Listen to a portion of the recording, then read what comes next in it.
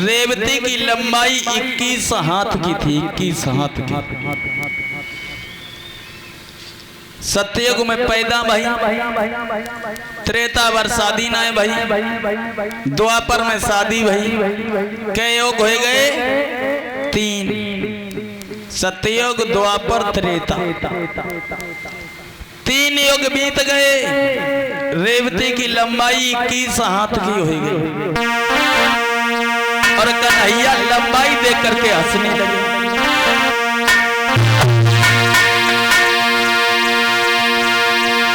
बीत गए युग 3, आज हुई रही सगाई है और सब हंसे लोग लुगाई कैसी आई भौजाई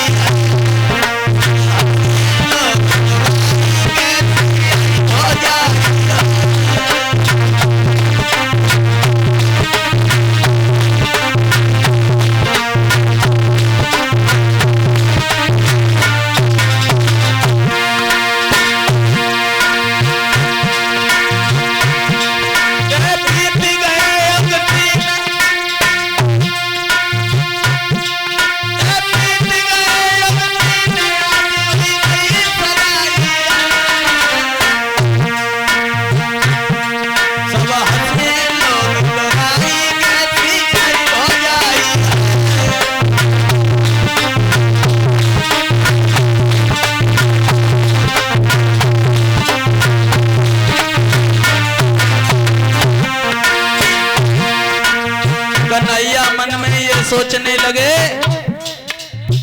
बाजी बा भाभी तो बड़ी हट्टी कट्टी मोटी ताजी है और बड़ी लंबी हुई। और तो लंबो गेट हमारे द्वार का अपना है जो भाभी घुस जाए अंदर चली जाए। परीक्षित महाराज तो कन्हैया एक मन में बात सोचने लगे, कितनी लंबी अगर भाभी किसी ने देखी तो सब मजाक बनाएंगे। और बलराम भैया मेरे उनके परियन तक ना पहुंच रहे, बताओ हंसी वाली बात तो है ही।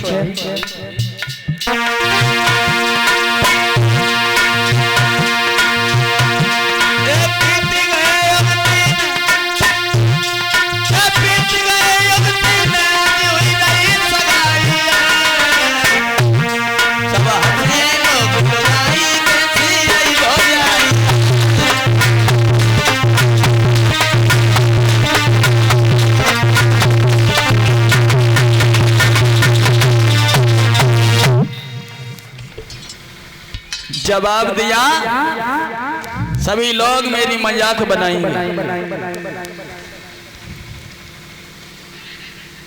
भगवान कन्हैया सोच रहे हैं क्या करना चाहिए क्या नहीं करना चाहिए।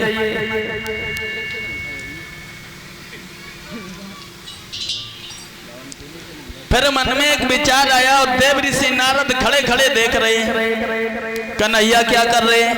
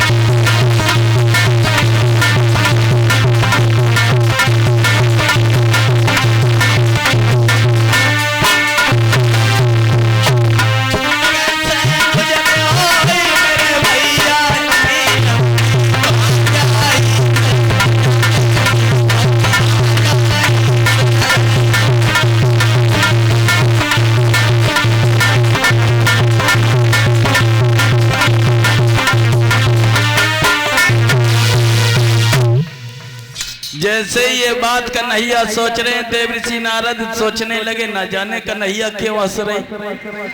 पास में गए, कहने लगे ओए कन्हैया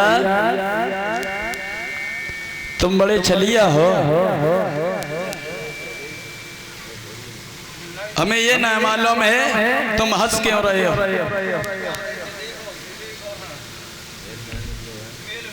क्यों हंस रहे?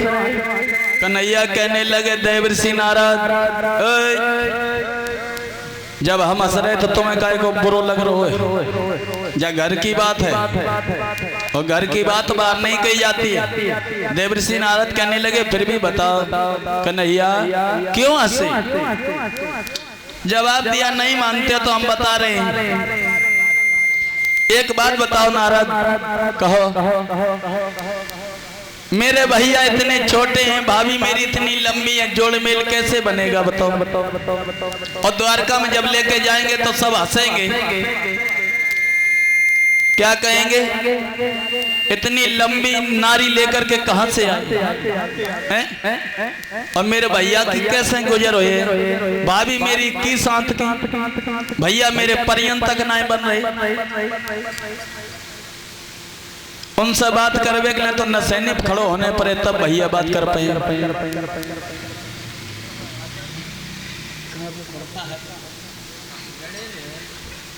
श्री सुखदेव जी कहने लगे कि हे राजन परीक्षित,